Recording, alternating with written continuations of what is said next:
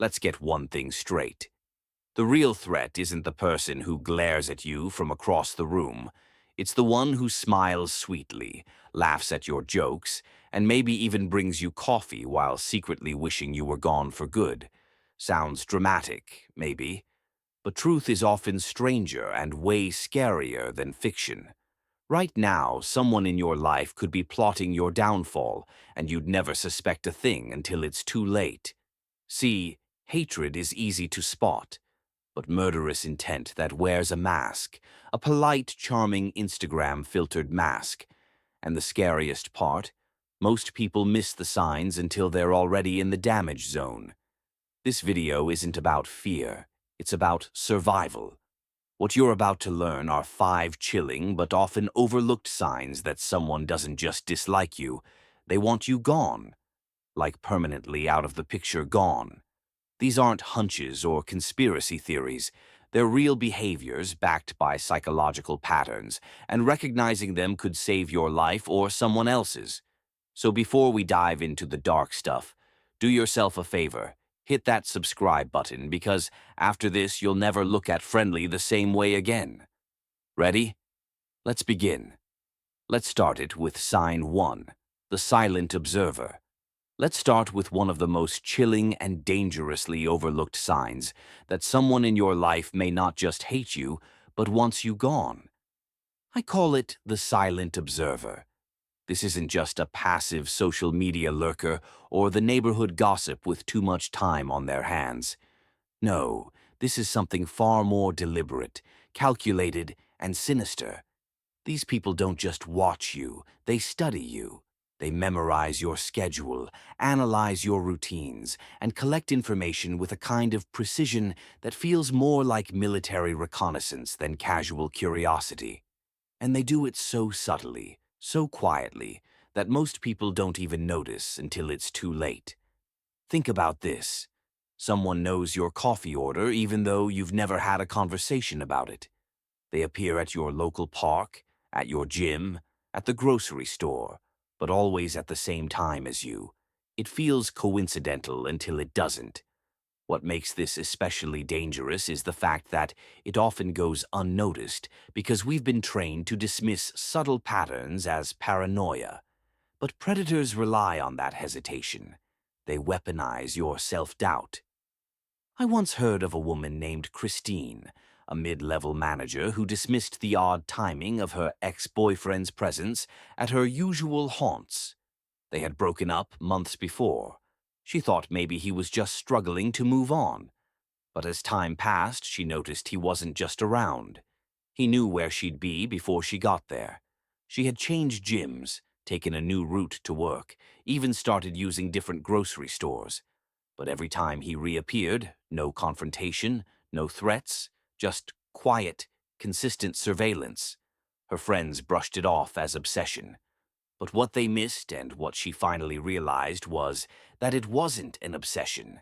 It was premeditation. This kind of behavior isn't about reconciliation or closure. It's about control. It's about eliminating uncertainty before making a move. Philosophers like Epictetus often warned against the assumption that appearances are harmless. He taught that the wise person is not merely watchful of others, but vigilant about their own sense of peace and order. When something disrupts that order, especially in the form of a person who seems to know too much or appears too often without reason, it's time to investigate, not excuse. We live in a hyper-connected world where surveillance doesn't require a van parked outside your home. It requires access through social media, mutual friends, routines, and habits we don't guard closely enough. And the most dangerous people are not the ones who lash out publicly, but those who smile politely while cataloging your every move. This is not about fear, it's about discernment. The Stoics taught that wisdom begins with clear observation and ends with decisive action. If someone repeatedly appears in your life without a clear reason, especially when you've made no effort to invite them in, that's not fate. It's a red flag. Pay attention to those patterns. Question the coincidences. And above all, listen to your instincts. Your discomfort isn't overthinking, it's insight. When your soul feels unsettled, don't second-guess it. Honor it. Because sometimes the scariest people aren't the ones who threaten you directly. They're the ones who study you in silence, waiting for the moment you're not paying attention. Sign 2, the saboteur strategy. Here's a disturbing fact. Studies in social psychology have shown that when a person hears a lie about someone else, even if it's later proven false, their perception of that person is still negatively affected. That's how powerful suggestion is. And that's exactly what makes the saboteur strategy so dangerous. When someone wants more than just revenge, when they're not content with you being hurt, but want you isolated, they begin to wage war not just against you, but against your entire support system. This isn't petty gossip. It's a quiet campaign of character assassination, orchestrated with such subtlety that by the time you realize what's happening, the damage has already been done. They move like shadows, whispering things in the right ears at just the right moments. To your boss, they hint you're unreliable. To your friends, they imply you've changed or become toxic. They never make a full accusation. That would be too obvious. Instead, they plant seeds. Seeds of suspicion, doubt, misunderstanding. And because each incident seems isolated, each situation unrelated, no one realizes they're part of something larger. Even you may begin to question your own stability. After all, why does everything seem to be falling apart at the same time? That is the essence of this strategy, calculated fragmentation. These individuals don't act out of impulse. They act with intent. They orchestrate conflicts to make you look unstable. They pull strings behind the scenes to ensure that you're discredited in both professional and personal spaces. They pose as victims, or worse, as concerned allies, while they quietly unravel the trust others have in you.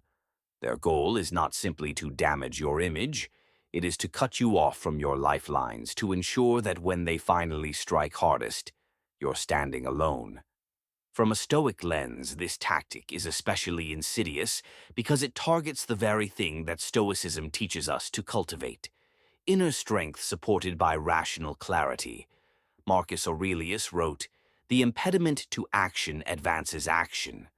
What stands in the way becomes the way." But when a saboteur is at work, the obstacle isn't a challenge to grow from. It's a toxic fog that clouds your path. And if you are not careful, you start reacting instead of reflecting. You get pulled into the drama trying to prove your innocence, explain your actions, or clear your name, only to discover that the more you speak, the more suspicious you seem. That's why awareness is your first defense. Don't chase every rumor. Instead, anchor yourself in evidence. Preserve your integrity, but also protect yourself strategically. Document everything: emails, messages, timelines. Keep your truth sharp and your circle intentional. Most importantly, remember what the Stoics and Scripture both affirm. Character is revealed over time, not in moments of chaos. People may be swayed for a while, but the truth, like the soul, has a way of enduring. So, when someone moves like a phantom behind your conflicts, always near but never named, it's time to stop giving them the benefit of the doubt. You're not just facing a manipulator, you're confronting a strategist of destruction. And the first step to winning that battle is refusing to play their game. Sign 3, the false friend facade. Here's where things get especially dark. The third and perhaps most deceptive sign that someone doesn't just hate you, but may be quietly planning your downfall. The false friend facade. It's one of the oldest tactics in human history, and still one of the hardest to see coming. We've been conditioned to believe that kindness is always a virtue, that warmth and closeness are signs of loyalty. But when someone suddenly pivots from distant acquaintance to deeply invested friend, especially without any clear reason or emotional history, it's time to pay attention, not celebrate. These individuals aren't trying to earn your trust, they're building access. What seems like concern is often a calculated performance. They start asking detailed questions about your schedule, your relationships, your fears, even your past traumas. But they don't want to help you heal. They're gathering intelligence. They become close to your family, start hanging around your workspace, maybe even help with your errands or personal affairs. Their goal isn't support, it's surveillance, and every secret you share becomes another tool in their toolbox, another piece of leverage, another vulnerability to exploit. What makes this so sinister is that it feels good at first. You're finally being seen. Someone wants to listen, understand, help. But behind that comforting presence is a cold, strategic mind, mapping your world with the precision of a surgeon. They're not building a friendship. They're designing the most efficient route to access every soft spot in your life. From a Stoic perspective, this is especially chilling. Seneca warned, "A friend is someone you trust with your soul." But trust, he said, must be earned, not given freely to anyone who smiles and listens. The Stoics taught that discernment, sophrein or wise moderation, was the key to emotional safety. If someone rushes into your life, if their interest feels too intense, too sudden, or too personal, you must stop and examine what do they really want.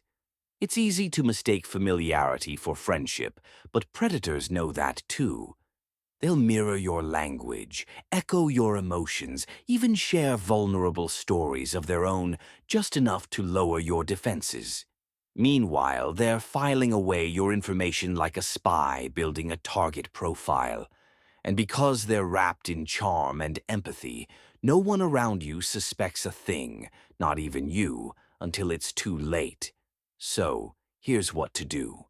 Slow the relationship down. Guard your privacy like your peace depends on it, because it does. Ask yourself why someone suddenly wants access to parts of your life they've never cared about before. True friendship grows gradually, but sabotage hides in speed. Trust isn't just about who makes you feel safe. It's about who keeps you safe when your back is turned. The false friend doesn't just want your loyalty, they want your weaknesses. And the moment they collect enough, they'll know exactly where to strike. So yes, be kind, be warm, but be wise. Because when evil wears a friendly face, it's not connection, it's camouflage.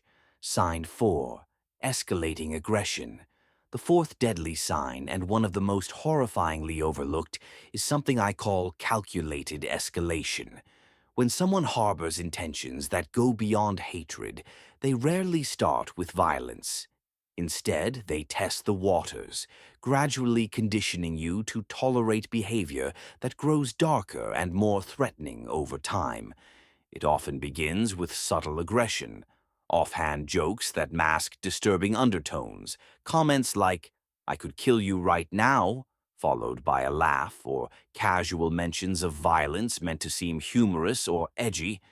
But make no mistake, these are not just tasteless remarks. They're deliberate probes designed to measure your fear and your boundaries. Let me tell you about a case that still sends chills through seasoned investigators. In 2016, a young woman named Leah moved into a new apartment complex after starting her first job out of college. There she met Adam, a neighbor who seemed a bit awkward but friendly enough. Over time, Adam started hanging around more often, offering help with groceries, joining her on elevator rides, asking oddly specific questions about her routines. Then, one day, at a small building cookout, he made a comment that seemed bizarre but not threatening. He joked that he'd make a perfect killer because he knew how to get rid of evidence. Everyone laughed it off. Leah, a bit unsettled, shrugged it away. But things began to shift. Adam started getting physically closer. Too close. He'd appear in hallways at the exact time she left for work, brushing past her shoulder with no apology. He once blocked her apartment door under the pretense of needing to talk. Then came the incident that changed everything. One evening, Leah found a hunting knife laid neatly on her doormat. No note, no explanation, just the weapon. When she reported it, the authorities initially dismissed it as a prank. But Leah didn't. She installed a camera outside her door, changed her locks, and began documenting every interaction. Within a month, footage revealed Adam trying to pick her lock at 2 a.m., wearing gloves and holding what looked like a black duffel bag. He was arrested, and it was later discovered that he had a detailed journal mapping Leah's movements, favorite places, and a timeline labeled execution window. This is the terrifying truth. Violent individuals often begin with harmless behavior to desensitize you. What seems like a joke or an accidental shove is often part of a larger psychological script. The Stoics warned that we must train our minds to anticipate evil, not in fear, but in awareness. Seneca said, "He who is forewarned is forearmed." So if someone in your life regularly crosses the line and laughs it off, pay attention. If their jokes are laced with threats, if they increasingly test your physical space, or if they seem to be studying your reactions instead of connecting with you, that is not a personality quirk. That is a red flag, and ignoring it could cost you more than peace of mind. It could cost you your life. Sign 5, the patient predator. Now we arrive at the 5th, and without question the most dangerous sign that someone may want you dead, the patient predator. This isn't the person who lashes out in anger, who leaves obvious threats or behaves erratically. No, this is the coldest kind of enemy, the one who hides behind time. Their strength isn't violence, it's patience. These individuals don't seek quick revenge or heated confrontation. They play what Stoic philosophers would call the long game, a game where every move is calculated, rehearsed, and timed to perfection. They can wait months, even years, for just the right moment. And by then, most people have already let their guard down completely. What makes them terrifying isn't what they do, it's how normal they seem. They don't raise alarms, they raise trust. They ask about your future plans not out of care, but out of strategy. They want to know when you'll be out of town, when you'll be moving, when you'll be alone. Every conversation is data collection. Every favor they do, every connection they build, it's all part of creating a false sense of security. They might be your dependable coworker, your neighbor who waters your plants, or the friend who remembers your birthday better than your own family. But beneath that calm exterior is a person rehearsing the perfect betrayal. The Stoics, especially Epictetus, warned that our greatest threat isn't what we see, it's what we overlook while we assume the world is operating on fairness. First say to yourself what you would be, and then do what you have to do, he wrote. But when you're dealing with someone who wears a perfect mask, what you see is crafted to deceive. Their life is a performance. Their kindness is bait. The scariest part, these people rarely make mistakes. They wait for your mistake. For the one moment when your routine breaks, when your support system thins, when your defenses drop, that's when they strike. And because you trusted them, you never saw it coming. So what can you do?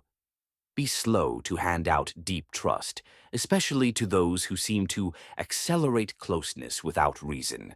Guard your plans, keep your boundaries sacred. You can still be kind, but don't confuse kindness with blind access. The Stoic in you must stay awake even when nothing seems wrong, especially when nothing seems wrong. Now, let's be brutally honest. If any of these 5 signs have made someone come to mind, don't brush it off.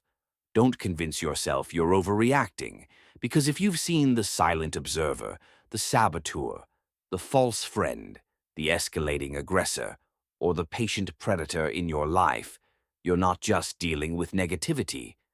You're potentially standing in the crosshairs of something much darker. So, before this video ends, do 2 things. Save it because you may need to revisit these signs when your instincts start whispering again. And second, watch the next video on spotting covert narcissists, because these 5 deadly tactics often walk hand in hand with deeply manipulative personality types. Remember, knowledge is your first shield, but action is what keeps you alive. Stay sharp, stay guarded, and above all else, stay alive. Let's be real. If your gut has been whispering something's not right, this video probably just handed you the confirmation you didn't want, but seriously needed. These 5 signs, they're not about drama. They're about survival. Because someone who just hates you will roll their eyes, but someone who wants you gone, they study, sabotage, smile, escalate, and wait. That's not petty, that's predatory. So if one particular nice person suddenly popped into your head while watching this, don't ignore that. Your instincts exist for a reason. As the old saying goes, the devil doesn't come dressed in horns. He comes wrapped in everything you ever wanted to trust. If this hit a little too close to home, do 2 things right now. Subscribe to this channel so you're always one step ahead of the game. And share this with someone who might be in the dark, because knowledge is your first line of defense. But sharing it, that might save someone else's life too. Stay sharp, stay safe, and remember, it's not paranoia if they're actually planning your downfall. Trust wisely, and I'll see you in the next one.